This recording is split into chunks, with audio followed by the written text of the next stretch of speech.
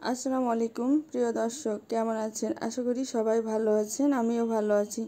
আমার আজকের রেসিপি সাদা মিষ্টি। বাসায় কিভাবে খুব সহজে সাদা মিষ্টি বানানো যায় চলুন দেখা যাক। দেখুন আমি বানিয়েছিলাম, কত সুন্দর হয়েছে। চুলায় একটা প্যান বসিয়ে দিচ্ছি, নিয়ে নিচ্ছি দুধ 1 লিটার। দুধটা যখন ফুটে আসবে আমি ভিনেগার দিয়ে দিচ্ছি 1 টেবিল চামচ। ছানাটা যখন ফেটে আসবে তখন চুলাটা অফ করে দিব। চুলা থেকে নামিয়ে নিব। খুব বেশিক্ষণ চুলার উপরে রাখা যাবে না, ছানাটা শক্ত হয়ে যাবে। ছানাগুলো একটা ছাঁকনির ভেতরে নিয়ে নিচ্ছি। এবার ঠান্ডা পানি দিয়ে ধুয়ে নিচ্ছি। আপনারা চাইলে ছানাটাকে পাতলা সুতি কাপড়ে ছেঁকে নিতে পারেন, আমি এই ছাঁকনিতে ছেঁকে নিয়েছি। আধা ঘন্টা পর পানিটা যখন ঝরে আসবে একটা প্লেটে নিয়ে নিচ্ছি।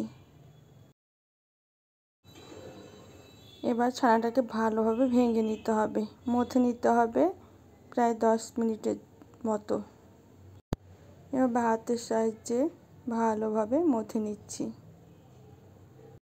আমি ছানাতে আর কিছুই ব্যবহার করব না, এভাবে মথে মথে মিষ্টিগুলো বানিয়ে নেব। আমার মথা হয়ে গিয়েছে, এবার গোল গোল শেপ করে বানিয়ে নিচ্ছি। আমার এখানে ছানা হয়েছিল মোট 1.25 কাপ। 1.25 কাপ ছানার মিষ্টি আমি তৈরি করে নিচ্ছি।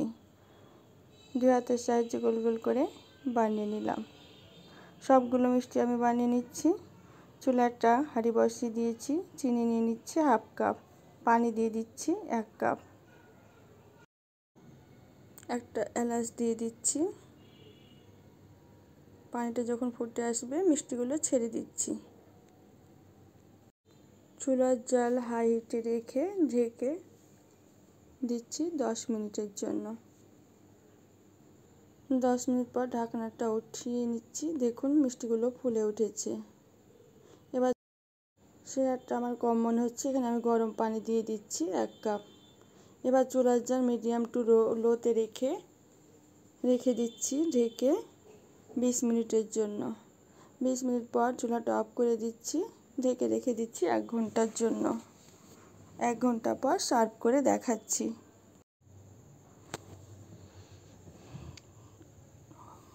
রসে ভরপুর সাদা মিষ্টি।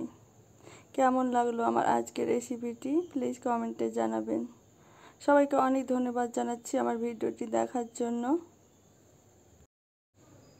সবার জন্য অনেক দোয়া ভালোবাসা রইল। সবাই অনেক বেশি ভালো থাকবেন।